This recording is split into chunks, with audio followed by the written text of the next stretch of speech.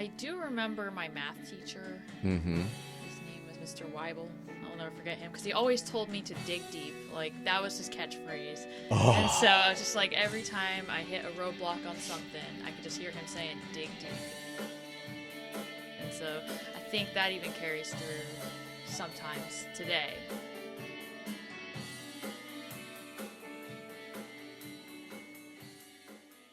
And we're live today with Jayden Mahon to Imagine Fitting In podcast. Welcome, Jayden. Thank you. Yeah. Glad to be here. Good. And as I always remind listeners, the podcast is about Imagine Fitting In is about mentors, healthy lives, and community. And I know I think I hit a trifecta with you. Because from the time, even when I first met you, to the local gym, and to all of a sudden now you are at a new organization that you are really, getting in there and being involved in the community, talking about health and all that. And I'm sure, mentors, basically everybody knows that mentors play a key part. And the main purpose of this podcast and having you on as a guest is maybe that we, through our conversation, can inspire some other young individuals, older individuals, people that are looking for something more and something meaningful. And I think now that as you see around, it's been kind of like notorious when people, I talked about my podcast and they tell me that they've seen it. They're like, what about all that artwork, right? It's quite colorful and relaxed here. So I love color. I love a warm environment. And as an artist, I always say that my essence, I'm an artist, and my passion is fitness. And I've been using my artistic talents through communication, the written word as well, right, as a medium, to basically try to create a canvas. So this is an audio canvas, but it's also going to be, it's on YouTube, it's available as well. And so you look so nice today. Thank you. I wore my dress blacks t-shirt. So it's great to have you. So, usually, Jayden, start the conversation is I usually ask the guest, where were you born? Where do you call home today? And what was family life and what did your parents do? Well, I was born in Utah, actually. Oh. So most people don't know that because I only lived there for about a year. And then I moved to Maine. And Now, let me ask you, whereabouts in Utah? Salt Lake City. Yeah, watch the bumping. Okay. I watched the bumping. Salt Lake City. Yes. Okay. My sister lived there for a while. Really? Yeah, in Bountiful. There's a suburb right there up on the hill or something. But go ahead, continue.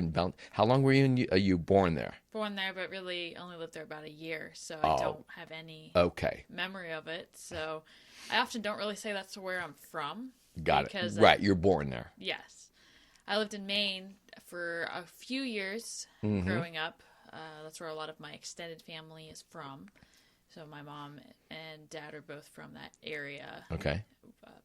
And we stayed there. Well, my mom and I stayed there until about 8 years old. And then I ended up moving to Michigan with my mom. And then that's basically where I say I'm from because I lived there for there you go. Quite a while. Okay, so we know who you're rooting for when the big game it comes around. Well, I wouldn't say that because now that I work for Kettering Health, I should be a Bengals fan because we are the provider for the Bengals. Yes, yeah, but now we're talking Ohio State College. Yeah. Michigan-Ohio State rivalry. Yeah. So, yeah, I mean, I will tell you, my mom's side of the family, they've just always been huge Ohio State people. My grandmother, my mom's mom, was like diehard. I mean, when you hear these stories, right? Yeah. People crazy here. That's true. I've been to Ohio State. I've seen it. Yes. But I like a good rivalry. I like just good competition. Yeah. I do too. I'm very competitive. So. Okay. So we'll get more back into your goings on right now. But so you're in Michigan, and what part of Michigan did you grow up? The Upper Peninsula, so very cold, very snowy area. Not a whole lot to do unless you love the outdoors, which I do like, but I'm just not a big fan of being cold. Well, so it was not the place for me. There's nothing wrong with that at all. And so you went to school. Did you go through like elementary and high school up there? I went through a couple years of elementary school because I moved mid-elementary to Michigan, and then I went through all of middle school and high school up in the Upper Peninsula. Okay. Yes. So was it a graduating class of 60? Yes, actually. You hit the number correct. It was 60. Are you kidding me? Yeah. Do you know how random I just said that? That's so weird. I want to go play the lotto for sure. Yeah. I should buy one too. There was literally, you're telling me flat on that number? 60? Yeah, just about. That's crazy. Yeah, okay. It's such a small class. I basically knew like everyone in the high school for the most part. It's because it was probably a couple hundred, like 400 max. Okay. The whole school. Oh, neat. Yeah. Well, I mean, both from it's it's crazy to think that you're in this massive one with thousands, and then the average person. Yeah, we average go through. There's so many per class. Through 200-300 whatever, but to have 60, that had to be kind of a unique experience. What I mean, because I don't know from that. You don't know my 200-300 experience. Yes. What is do you have any memories from like elementary or high school where a particular teacher stood out for you and was, I don't know, influenced you? I do remember my math teacher. Mm-hmm. His name was Mr. Weibel. I'll never forget him because he always told me to dig deep. Like, that was his catchphrase. Oh. And so I was just like, every time I hit a roadblock on something, I could just hear him saying, dig deep. And so I think that even carries through sometimes today. Like, if I really need to think about something. That's money, girl. I'll always remember that. That's money. Hey, listen, when I first met you, I can tell you were on point. You weren't messing around. No. And that's why I, share listeners that I met you at a club. I'd come back from California. I was the fitness manager, and all of a sudden I hear Jayden's at the front desk, and she's all hyped up about wanting to be a trainer. She's studying. I'm like, yes, girl, go. And you were a great trainer right away. So I could just tell that was in your blood. Yes. Yeah, it takes one to know one. You feel me? Yeah, I do. And I think that from the time you spent with me, it's like I tried to be super, super professional, but also super, super caring and kind and cooperative, and trying to just make this energy that people will just want to, that feel it and will want to just come and see what you have to offer. And that was it's always been my intention. Because believe me, when I first started, I was so nervous. I'm in downtown Chicago. I am off of Michigan Avenue, one of the newest, most amazing clubs in Chicago. Become a trainer because my first mentor, who was a guest of mine on episode 4. And are you kidding me? I was nervous. All of a sudden, I'm in an environment where who walks in? Tim Grover and Michael Jordan. Wow. And I'm like, okay, I'm a new trainer here, and what are they doing here? And it was a commercial club open, but it was so popular at the time. It was a first. You'll enjoy this. It's the first club in the country with a 107-foot tall indoor rock climbing wall running through it. Wow. Downtown Chicago off Michigan Avenue. Now combine that was right next to the Fairmont Hotel, which when teams came in to play the Bulls and Michael, they all stayed at the Fairmont. We had a full basketball court. Guess where they came to practice? We had all the competition teams from around the country coming in, and wow. we got to meet and see a variety of people from all over the country at that time. It's a very unique experience. Yes. And and I want to just tell you about this. This is a message that I'd love to share to listeners and make sure about mentors, right? The guy, Vinny Finneran, he's still my friend today. If you want to check him out on episode 4, guys, fantastic human being, great Irishman. He hired me for my enthusiasm alone. He said, I've hired my complete entire staff. I'm going to hire you. I'm going to fit you in somewhere. You're going to be my cheerleader. So when I talk about energy and passion, this is the whole point of Imagine Fitting In. I want to pass it forward, right? Inspire. So let's get back to you. You're in Michigan. What was your teacher's name again? Mr. Weibel. Mr. Weibel. Yes. Dig deeper. Yes. It's a great keep it simple, stupid, right? Yeah, it's so simple, but it's so memorable at the same time. Right. And so now, do you have any memories of during that time how obviously you remember him? And was there anything going on the world in your life that inspired you to even think about kind of the path you're on today? Or where was your headspace? What were you into at that time? At that time, I actually really liked math at that time. I wanted to possibly even major in it in college. So he was really inspiring me in that sense. Like, he really got me interested in the subject. Okay. So I actually ended up taking calculus my freshman year of college because of him. Like, he really helped me get through pre-calc and everything. Because he would do like tutoring sessions with anyone who, wanted to learn more or just wanted extra help. And I was always there. Like, even if I felt like I knew the subject, I would go and I would make sure you were definitely in learning what I needed to know. Okay. Yeah. And so now you graduate from high school. I was going to ask you, did you play any sports in high school? I did. What'd you play? I played volleyball and basketball. Okay. Yes. All right. So you had some endurance and some legs. Yep. You had to have some legs for volleyball. Yep, you sure do. And so did you play all through high school?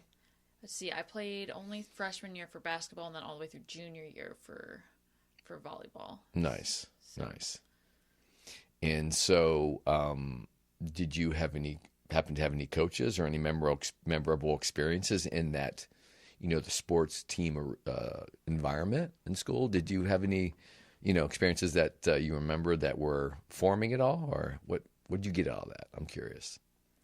I realized that as much as I liked those sports, they were not the what I was looking for. It was not the sport for me, ultimately. Mm-hmm. I did like them, but I just never felt like they were something I was passionate about. So I think I did come to realize that during high school, which is why I didn't play the whole time. Yes. But I did realize I liked being active. That's something I have always enjoyed. Right. Nice. So when so you graduate and you still have this math focus in terms of a career. Do you have an idea by the time you what do you call it? That when you graduated, do you know where was your mindset? Where were you headed? What were your thoughts? Well, I had accepted a scholarship at Wittenberg University, so I knew I was going there. Fist bump. Heck Congratulations, yeah. Girl. That's wonderful. Yes, it was great news, honestly, to be able to go to such a great school. Fabulous. So that brings you to Ohio. That's what brought me to Ohio, yes. Oh, okay. And Wittenberg was one of my favorite places in this entire world. So okay. This is the first place I really felt like it was home to me. That's why I like Ohio so much. That's why I wanted to stay here after I graduated from Wittenberg. Mm-hmm. Nice. So you found a pleasant experience. So did you get what they call a full ride or whatever? How was that? I did. I nice. did get a full ride. Good for you. A miracle, honestly, in these days. Well, okay. And so, that was what? How many years ago? Was that 10 years ago, or how many years ago was that? My freshman year was 2013. So okay. Yes, about 9. 10. Okay, 9 years ago. Well, congratulations. That's just it's amazing. Yes. I mean, that is, again, you seem that you are very appreciative of where you are and grateful. I can tell that, right? Yeah. And because not very many people, even the ones that are, have the capability, may be distracted from the desire to kind of act on it or be able to act on it and have all those talents, because we know there's so many people that are so talented. You name any area. And, we're Myself, I had the episode that just came out. One of my guests mentioned about, just confidence, right? Believing in yourself. And, at that age when you're like, I remember deciding on what I was going to do at 14, going to high school. I went to John H. Patterson downtown. And as I said, like, those good grades are awesome because they're empowering. Knowledge is power. So, when the information age started, everybody's hearing, well, information is power, right? Yes. And it's always been, We just have this technical new vehicle that's allowing us to sit here and just hang out and talk about it. And you made it. So awesome. Did you have a number of friends from around the country that you met that went to Wittenberg? Or did you fall into how were your friends, a lot of people there in Ohio? A little bit of both. Okay. So I actually live near several of them now. So it's really nice. I was in a sorority. So a lot of my sorority sisters actually live pretty close by.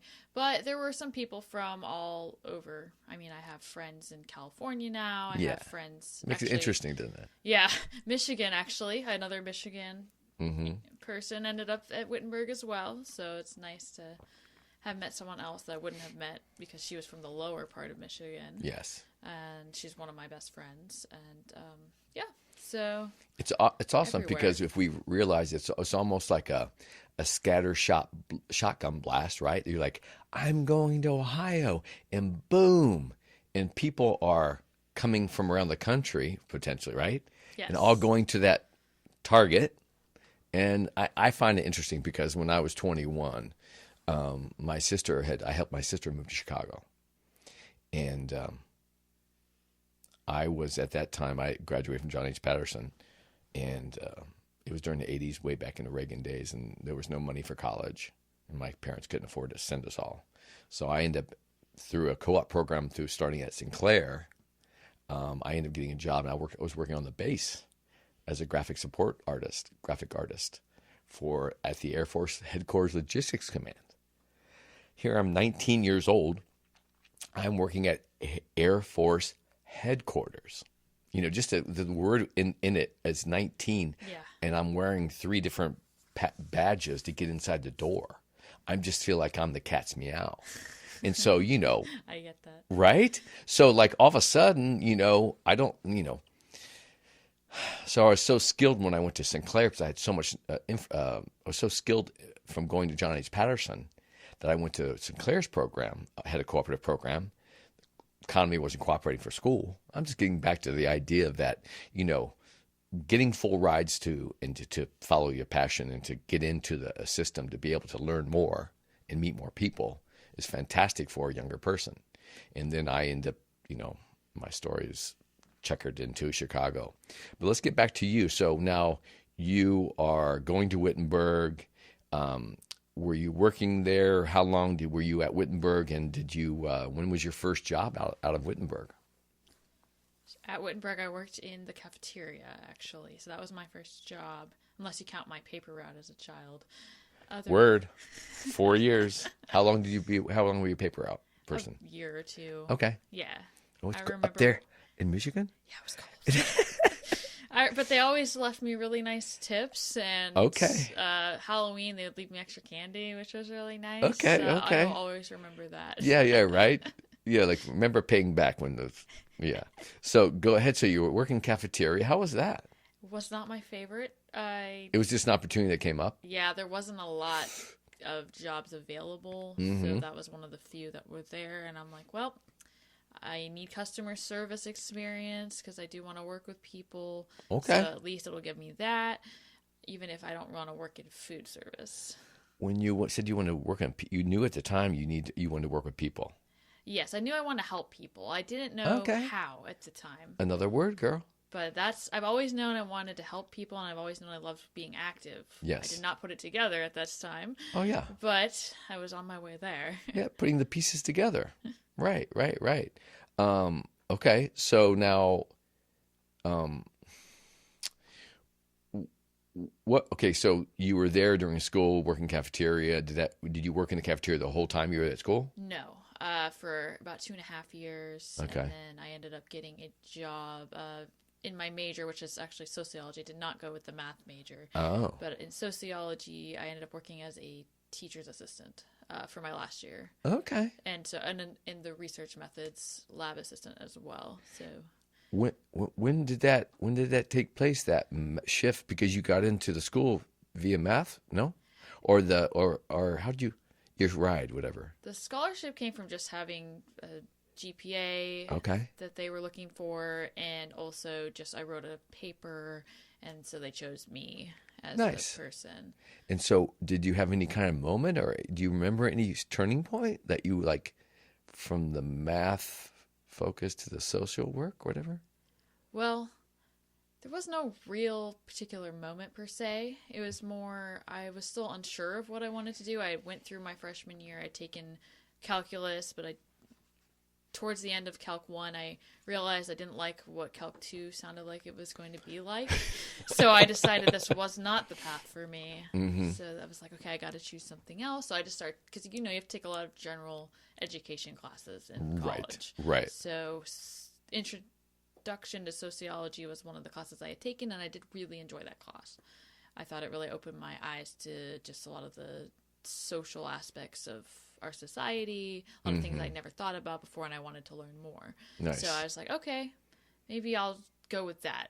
It was between that and psychology, because I had also taken some psychology classes, so that actually ended up being my minor in psychology. Oh, that's good. That can never not be beneficial. Yes. Right, to have that kind of background knowledge. And yeah, I think the social sciences, though they are different from where I ultimately ended up, I still think it provided me a good avenue for just being able to work with people. Mm-hmm. Yes. Mm-hmm. So I still think it's beneficial, even if it didn't end up directly relating to what I pieces of the puzzle doing. Yes. Yeah, it's interesting because at the time, who knows when you're having a conversation, when a nugget's going to come up, and like you decide like, oh, go take a psych minor or whatever. It sort of goes to play, and I like to remind listeners and my guests, and sometimes guests will say, well, why do you want me on the podcast? I go, everyone has a nugget. While we have these conversations, if you happen to be listening to it, right? You never know at what time in your life who's listening to what, right? When you're, I listen to all kinds of interesting topics and people, and if it's an interesting person that's as curious as me, that that wants to can engage me and make maybe a topic that I know I need to know more about, or I'm very curious about. And it's all about like that vehicle of delivery, like when we talk to individuals, when we train people, yes. You have to make it approachable, and that's, you understand there's a reason why it's called personal training. Yeah. So have you had anyone who you consider at this point in your life, like has been a main mentor, like of late? I mean, I know, I like to think that I mentored you a little bit and gave you some heads up in terms of, what I consider professionalism and trying to be your own unique energy. And just, I tried to give you guys at the time, just elements and pieces of the puzzle. Go out and have fun and work on your puzzle. Yes. And go from there. So is anybody right now, excuse me, that is really your main mentor right now, or having somebody who's really helping you out right now? I would say, so I recently, about 2 years ago, started doing Brazilian Jiu-Jitsu, which I absolutely love. I think I finally found the sport for me. Okay. And it's been an experience. And I think a lot of the professors that I work with there have been very inspiring to me. And then also my long-term boyfriend, who has been doing martial arts for 10 plus years. Nice. I'm really sorry. Let's do a shout out. Your guy's name. What's your guy's name? His name is Andrew Tate. Andrew Tate. Shout out to Andrew Tate. Yes. Okay.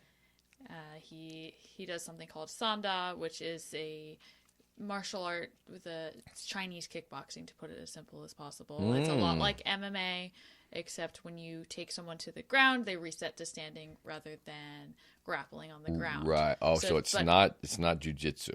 No, it's kicking, striking, and takedowns. And it's sanda? Sanda. Sanda. Is that Correct. Korean? It is Chinese. Sanda. Yes. Spell that. S-A-N? S-A-N-D-A. Sanda. Yep. I have never heard of that.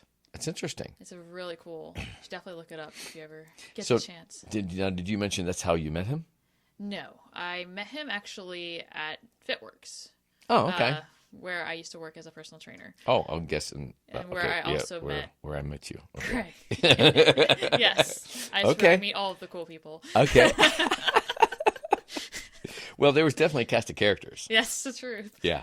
Okay. There's no place like it, that's for sure. So you met him there, and so after, like, okay, I guess you're okay. He invited you to come to his thing, or did he say, oh, you should try this, or did you go, you just came along to watch him and then you go, oh, I want some of this, or what? It was a lot more of me just watching, because I would travel with him, because he would go to places like Italy and Brazil to compete in world championships. Nice. And so just watching it got me really interested. And I do some striking and kicking with him, but I have never actually competed in Sanda. But he also does Brazilian Jiu-Jitsu on the side, I would say. He's been doing that 3+ years. And so we do that together a lot. So that's something that we're both enjoying. Does it sort of kind of round out a type of training for joints and muscles and dexterity, and helps him with his Sanda? It helps him with his ultimate goal. He wants to take an MMA match. So MMA does involve ground Oh, work. yeah. So he's going to have to learn jiu-jitsu. So he's learning both. Okay. He's got a really good foundation. He actually wants to take an MMA match this year. So. Oh, my gosh. You're going to have to, keep me posted if it's nearby. I'd love to come. Okay. Absolutely. I'll let you know. And to me, I'm always curious what if, and curious about different things, and I've never heard of that. Again, it's Sanda. Sanda. Yes. I apologize. Close. Sanda. Sanda. Yes. Never heard of it. I'd be interested in having either Andrew or a professor would be interested in educating us, because I like to learn new things, and I think listeners would probably find it, people could find it fascinating. And everybody has a story, how they got there, right? Absolutely. So that's awesome. So now, Jayden, what do you believe led you to this career path that you're on now? Like, was there any particular moment, or is it something that just kind of cruised into position of opportunity? What? After I graduated with my degree in sociology and I moved to Dayton from Michigan, I only went home briefly after graduating, and I got an AmeriCorps position. So it was a service year in Dayton, working with Catholic Social Services. I was looking for something to do after work, because it's now I have all this free time now that I'm not doing homework all the time. Yes. So I was like, You're I'm in going the to real join world. a boot camp. So I joined this boot camp, and I absolutely loved it. It really challenged me. Yes. It really got me fit, and I felt great all the time, besides being sore. But yeah. But beyond that, I had a bunch of energy, and Yes. I just felt really able to do whatever I wanted to do, because I just, I was strong. And I met a lot of really great people who were really supportive of my goals to just get as fit as I wanted to be. And I loved that community, and I wanted to get more involved. I wanted to be able to help other people reach Yes. their fitness goals. Yes. And so that's kind of what sparked my desire. So I was like, all right, I'm going to start from the beginning, because I don't have a background. I'm just going to get a front desk job at a gym. Yes. And that's how it began. Yeah. I get into the environment, and I'm a big believer, if you can create your own luck. And the best definition of luck I've ever heard was preparation with opportunity. I love that one. Okay. Good definition. And that's why finding something that really makes you feel alive and empowered. And that's how I built my confidence, because I'm older than you. I I was a great street ball player. I was an amazing wide receiver with my neighborhood, my buddy who was an amazing quarterback. Yeah. And we all had our roles. And then I went to play team sports in school, and for whatever various reasons, I played Pee Wee football in 5th grade. Team sports wasn't for me. Later, I kind of wishy-washed it around, and then I started playing tennis and riding cycling. And I took a weightlifting class at Sinclair, and it was all over. I just remember seeing some guy in the mirror, like he's working out, like, oh, that's what I want. And I was like, okay, that's it. So Arnold Schwarzenegger was popular at that time, and I read something in a Rolling Stone magazine when there were still magazines, picking up literature weird. And he said something in there that always stood out to me. And I remember I even wrote it down in my own handwriting and stuck it inside my closet door every morning. That I'd like open the closet door to get my clothes, get dressed. It simply said, if it means enough to you, you'll make it happen. If it doesn't happen, obviously it doesn't mean that much to you. It doesn't mean enough to you. So through that confidence, I'm sure doing those fit boot camps, did you find that you were kind of like not only being physical, but like identifying with your kinetic awareness, right? Your ability, how to move, what to move, do, skills, right? Your balance, power, coordination, all that kind of stuff. Yes. Under load, blah, blah, blah, duration. So yeah, that's empowering, right? And I think that the number one thing I'd like to share, I think that our conversation here is to remind everybody. Most everybody knows this, but it's so important that your physical structure, this is your house. And if anybody is troubled with anxiety and depression and just feeling overwhelmed, go work out, find a group, find a boot camp, find a little community, get yourself moving. You don't have to think, just move. Yes. And at that age when you're 20s, right? Oh, believe me, I beat myself up. Whoa. To the 10th degree. But every time I went to beat myself up, I came out feeling stronger and more invincible. And it gave me confidence to do something like this, right? I mean, I realized that as an artist, I practice a number of mediums. I paint, I draw, I photography, I sing, I play drums, I write, and my spoken word. I've interviewed thousands of people in my fitness career, thousands of people. So I realized, like, hey, I can do this. I love people, and back to what you said, I just knew I wanted to help people. Yeah. I wanted to have that purpose. I can't explain it. I was sitting down in the corner of this window over in the corner of the basement when I was 6 or something. I can still remember looking out the window and go, I'm going to help people. And I was barely tall enough to get into a bar stool chair up on a big drafting table. And it's a vivid memory. Yeah. And so I tried to hold that true to myself. And it's interesting because between that time and till now, it's been a hell of a ride. And I think that just getting back to that physicality, which obviously you found, so you're in a boot camp, you're like loving it, you're realizing you want more, you get this front desk job. And then when do you meet this guy named Greg? Greg, me. Let's see. I think you came about a year after I started working there. Okay. September 2019. That sounds right. Yes, and I started working there August 2018. So, yes, about a year later. How would we ever know that within 4 months the place was totally shut down and the country is shutting down? Yeah, we did not see that Was coming. that the most... Do you remember? I like to ask people, do you remember, like, when I would remember with my table out there in front, working with a client, and I remember something came on the news announcement, and I looked up and I'm like, they were just talking first, right? Then I'm like, okay, this is going down. Yeah. This is real. Yeah. And it was just so like... Surreal.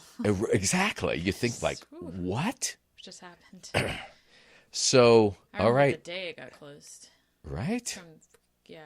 The whole day was just like, overwhelming. Yeah, and again, I don't want to go over that too much, but wow, talk about left field. So you're here. They have Fitworks.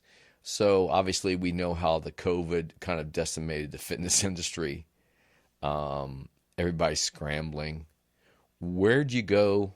What was your path? What was your mindset? What was your path after Fitworks? Well, I started working as a health and wellness coordinator while I was working as a trainer at Fitworks because I knew that eventually the gym was going to close. I had a feeling about it just because after COVID, the business didn't pick up again. Right. So I just kind of I need to figure something out. Yes. So, but I didn't want to stop working with my clients because I had developed these relationships over a long period of time, and I loved helping them, and I wanted to continue that as long as possible. So I stayed part-time working as a trainer, but I knew I needed another job. So I got a job as a health and wellness coordinator, and that was a good experience in the sense that I got a lot more skills that I had not had prior from that job, and I really feel like that shaped me into more of the person I am today because it was a lot more well-rounded general health skills beyond just the fitness aspect of right things. When I'm sure they got into, I'm not sure how quickly, I mean, the mental health aspect of it, like I think when everybody first got shut down, I didn't think people realized the potential of the negative impact on the mental health. Yeah, I don't think we really predicted that ahead of time. It was like it's kind of like an ultimate tipping point. Yes. And then it was an avalanche. It's like you cannot it's like you cannot look away from the fact that the mental health issues of like what this impacted people. And it was like a slow burn of realization of how like intense it was. Yes. And we've just seen this impact, right, over and over again. So now you're at that new place. I'm sure you're meeting new people, bigger perspective on wellness. Yes. What advice would you give people starting out, either just a general fitness journey? Like if you work with individuals, right? We're helping people every day. What do you find that is kind of part of the key points of that, getting people started? I like to remind people that fitness doesn't mean going to the gym necessarily. As much as I love the gym and lifting weights, I think it's very important for our health, like being strong and keeping our bones healthy and whatnot. There are other ways that people can exercise, and there are other activities people can do. So let's go and find your thing. Find what you like to do. Have you tried everything? The answer is no. You have not tried everything. Please go and try badminton or pickleball. People are really into that right now. Right. Or martial arts. Like that's what really sparked a passion within me. I absolutely love martial arts. I didn't realize I would. Right. I did try Taekwondo when I was a kid, but unfortunately I didn't end up staying with it because it kind of got lost in the shuffle of moving from Maine to Michigan. So I didn't pick it back up. But now I'm realizing, wow, I still really enjoy doing Brazilian Jiu-Jitsu and doing some of the kicking and striking, like just hitting pads. Stuff right. Like that kinetic, feet on the ground, moving through space. It's empowering. Yes. Right? It's a lot of fun. And a lot of control necessary. Yes. And you have to learn a whole new way of moving, honestly. So I love that line when somebody goes, yeah, it's all fine and good until you get kicked or hit in the face. Yes. For contact sports. Yeah, that's probably not everybody's cup of tea, I would say. Right. But even if it's just going and hitting a punching bag, right, just because that's fun and that's Excuse good, me. and you're not going to get necessarily hit in the face by the punching bag. So even if that's all you want to do, I still think that's a lot of fun. It's a good way to be active. So I enjoy just my gym that I go to now has a room with punching bags in it. So I like to go there and just spend some time working on my kicks or whatever. So it's just, but I understand that martial arts wouldn't be for everyone. So my point really is to just go and try things until you find that thing that gets you excited about moving. And also another good tip I like to give people is to just find ways to move more, even if it's not an actual carved out 20 minutes of time. It's like, spend 5 minutes just walking around your house during a commercial break, or spend time just walking further from your car. Park your car at the end of the lot, so you have to walk all the way to just get moving more, because I think even that adds up over time if you consistently make it a habit. Avoid elevators, avoid the escalator, and walk those stairs. Right. If you can. Right. Yeah, I agree with you, because, there's always the classic, the real simple one I always do when somebody says they work at their desk all the time. I said, well, every time your phone goes off, stand up. Just stand up for a second. I like that. Right? That's a good one. Okay? Because the calls are coming in. Oh, yeah. Or if you're, you may not be able to keep up with your text or something like that, because all these bells and buttons and whistles, like I don't have any loud sounds coming off my phone. Nothing. Yeah, I like to keep mine silenced for the Right. most part. Just look when I'm, structure. Excuse me. But in terms of structure and mechanics, when you say, I like what you said about, like, people just have to find that. And so we know as fitness professionals that I'm a real structure guy. I like to get into the details. And so, you like to do that. Well, let me tell you what I think you need to do to make sure that the risk reward ratio is not going down a wrong path. Absolutely. Because we don't want to, right? Number one, I practice and I tell all my clients, every single new client, first thing is most important is do no harm. And then the second is I want to kind of address, see where are your weaknesses? Where are you short? And if you say, I want to go play pickleball or something specific, or I want to get into martial arts, okay, let's see what your endurance is like. Let's see what your joint mobility is like, right? Absolutely. All those details. Yes. So that's why they hire us, right? Yes. And, again, I don't know about you, but I'm not in the business of having somebody depend on me. I'm in the business of having people wanting to spend time with me, being educated, inspired, and motivated. And as long as they feel like they want that or need that or can benefit from that, then I'm gladly to spend time with them and, be a provider and a customer. And I think that is I treasure. That's a very, very, very something I take very, what's the word I'm looking for? Special. It's a privilege to be able to provide that kind of help. When we say help people, right? Yeah.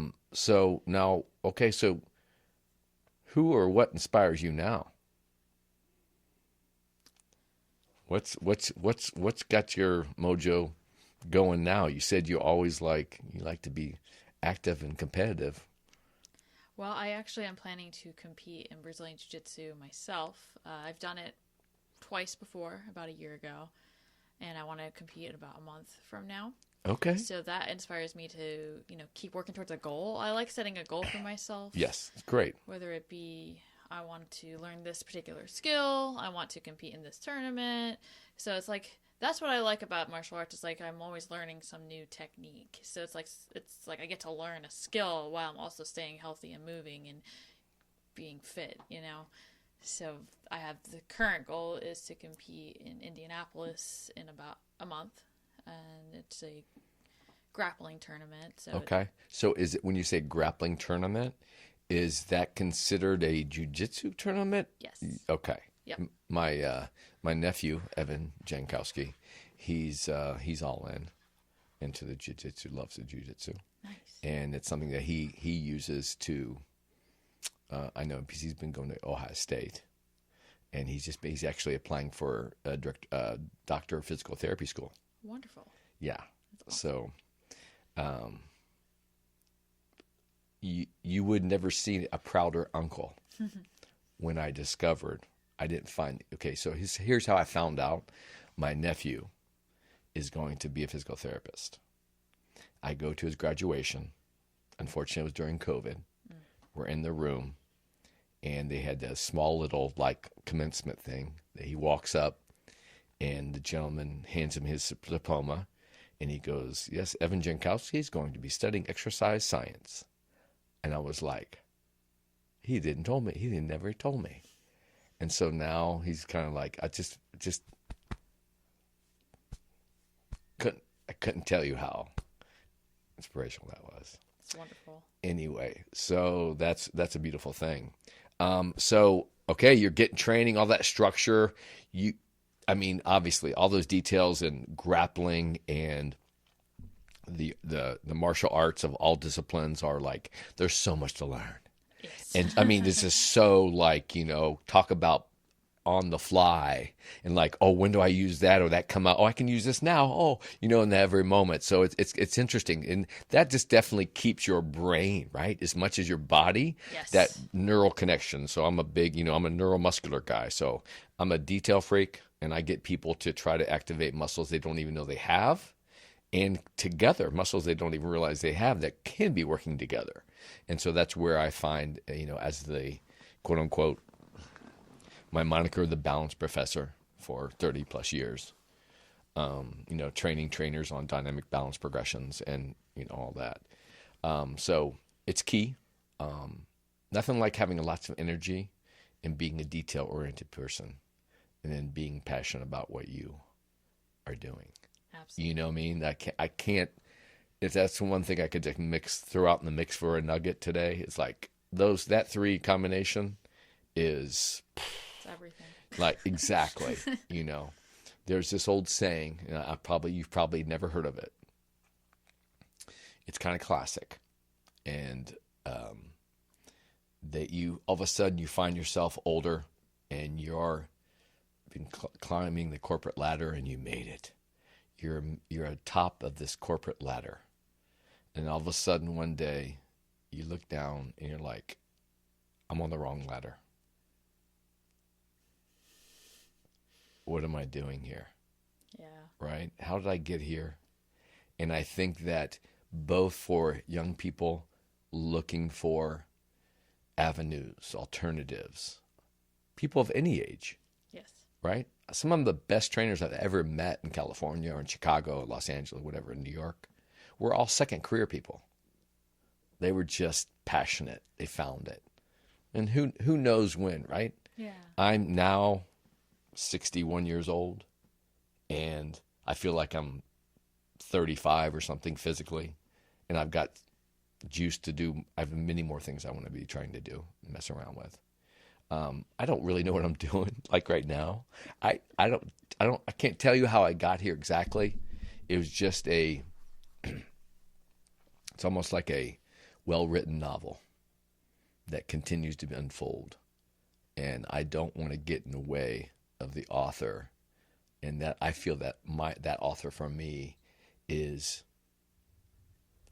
how I define life is purpose, gratitude, and love. And this is that's the essence of life, I believe. And I think that no matter how crazy life is, it's not fair, hard, struggles. I always told myself I'm never going to be that person that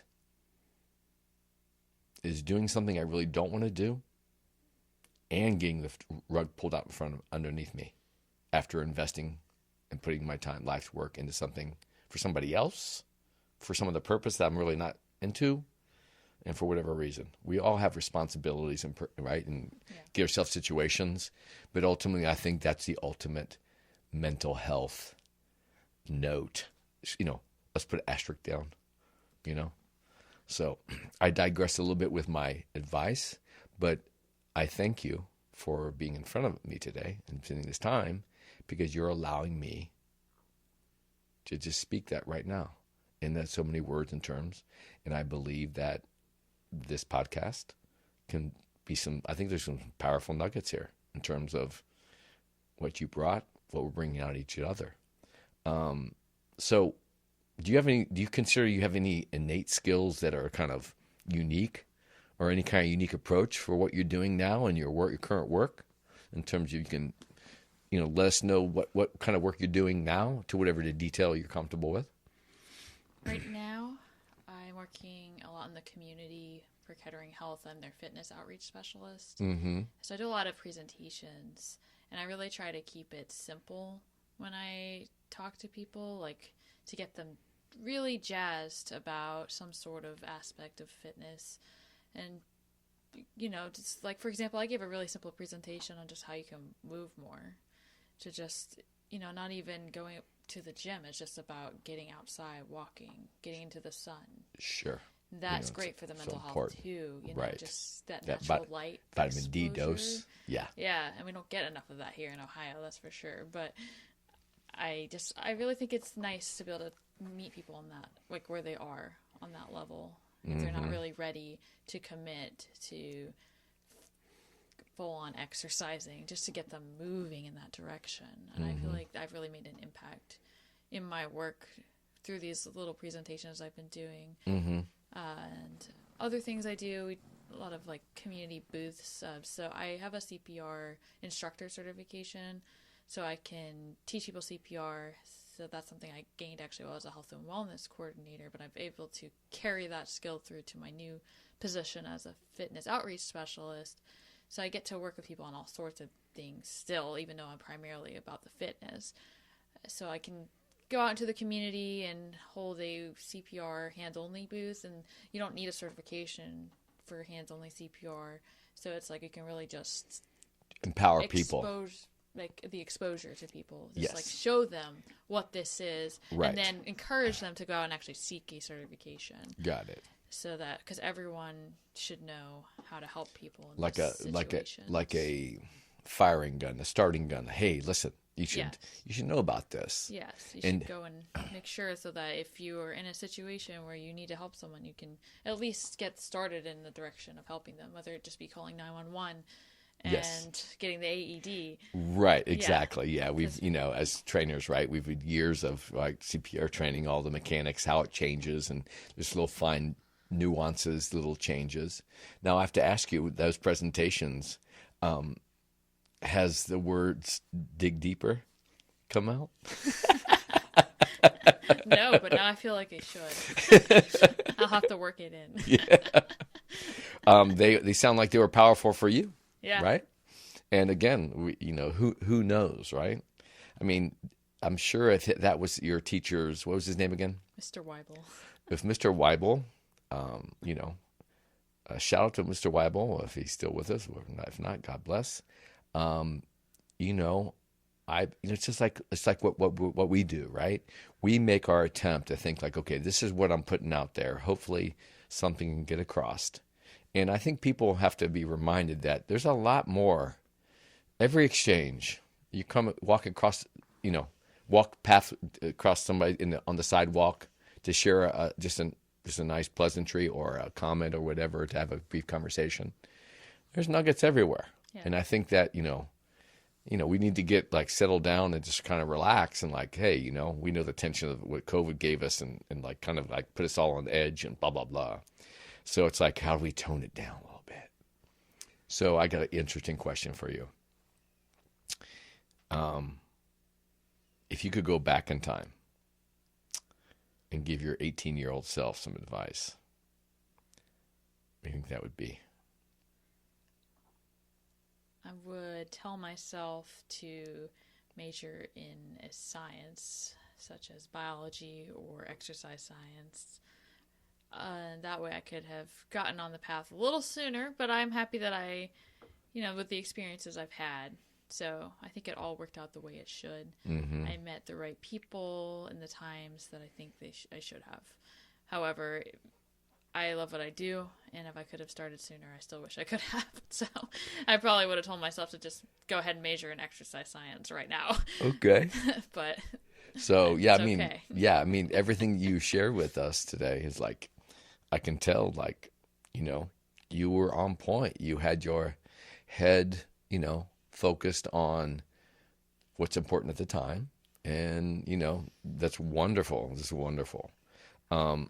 So now, okay, so we talked a little bit about wellness and how it feels and stuff. What does self-care look like for you? How do you, how do you take care of yourself? And when do you notice if you're like, oh my gosh, I'm doing too much of this or not enough of that? When I can't go to train Brazilian Jiu-Jitsu, I'd say that's when I notice that I am not taking the right steps for my mental and physical health, because that's kind of my outlet, because it really allows me to just enjoy myself, blow off some steam, get my exercise in. Sure. And so sometimes after work, I feel really exhausted just from the day's worth of stuff, and I don't feel like going. Right. But that mental exhaustion. Yes, I do get mentally exhausted pretty often because it's just a lot. It's a great work, but, it's a lot to work with people and to encourage them on their journeys. So sometimes I find it harder to encourage myself. Mm-hmm. So getting myself to just go, though, is usually just the only challenge. It's like once I get there, it's all good. It's like I'm happy to be there. I start to feel better as soon as I start moving. So if I just can remind myself, you'll be great once you get there, and just start driving, it'll be okay. Then usually it's all good. I used to say that, 50% of the experience of like going to exercise is just getting there. Yeah. If you get there and just let everything else be the rest, because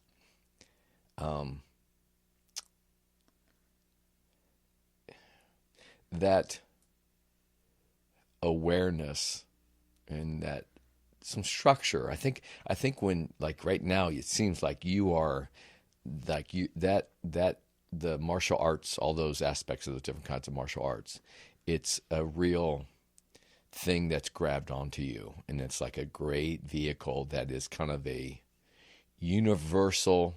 It's exciting. Yes. It's original for, like, most. There's not a whole lot of women. I mean, the women who do it. I mean, obviously there's a lot of women who do it, but it's not common. And again, I think it's a great emphasis of like, hey, we can see, and I can hear it in your voice that you're juiced. You're juiced about it. It is like right, and you combine that with your man, and you're like, hey, this is good. It's like that's even better. Yes. To be able to have that dynamic, and it's awesome, And I'm sure that, I don't know about you, but I will be doing something physical, and I'll have the most profound thoughts of new ideas and new direction and potential. And so sometimes, right, when we say we were mentally exhausted, everybody's heard that. I'll just walk away from your desk. Set it down. Just walk away from it. Don't look at it. It's like a painting. This is classic with artists. You can literally destroy a painting. If you're not feeling it, just step away. And I think that's a beautiful thing that may be kind of key, in the advice that, because obviously you're in a situation that you're working with a large organization. You have your own unique insights as you provide your services to their needs, and every day out is a potential discovery to say, well, what if this or what if that? What if we try to do this and try to improve that? And it takes people like with passion like yourself, and to be really all in. And it comes pretty apparent when you're working in any organization that somebody's not there for necessarily the most optimal reasons. Yes. You know what I mean? So I think that's just a part of living in our world and trying to be a, what do you call it?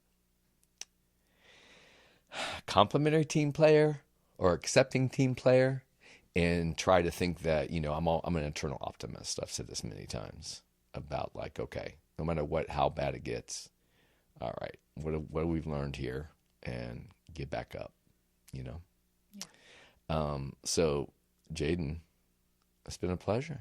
Well, thanks for having me. It's been great. I want to, obviously, we're going to put, your information is going to be in the show notes of the episode. Okay.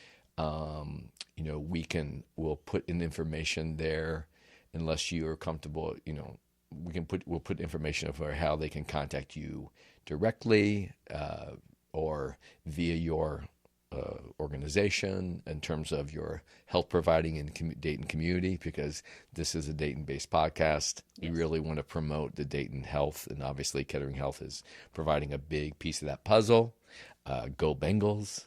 That's right. Who day? Who day. So again, keep up the great work. Would love to have you just I'm going to drop a seed in your head right now. Okay. I'm currently working on my program to be involved with the fitness physiological side of the body, general education, and mental health. Okay. So I'm in talks with people that I'm trying to have them understand that I have a powerful vehicle that could be used to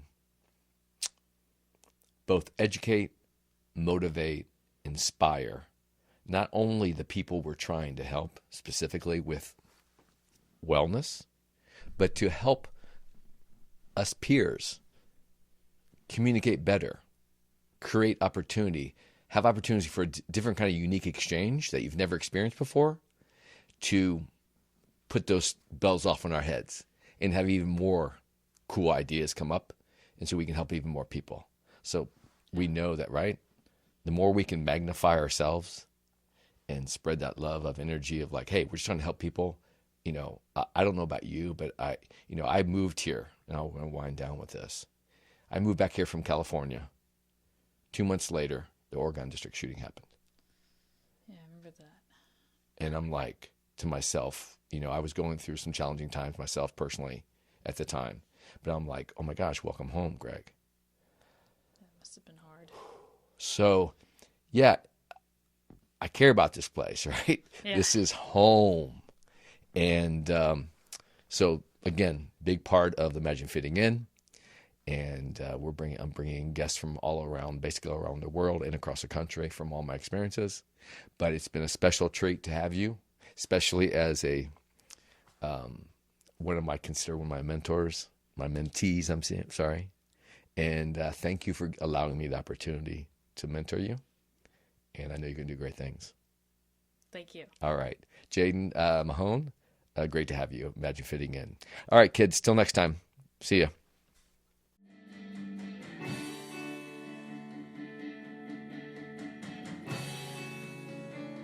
Professor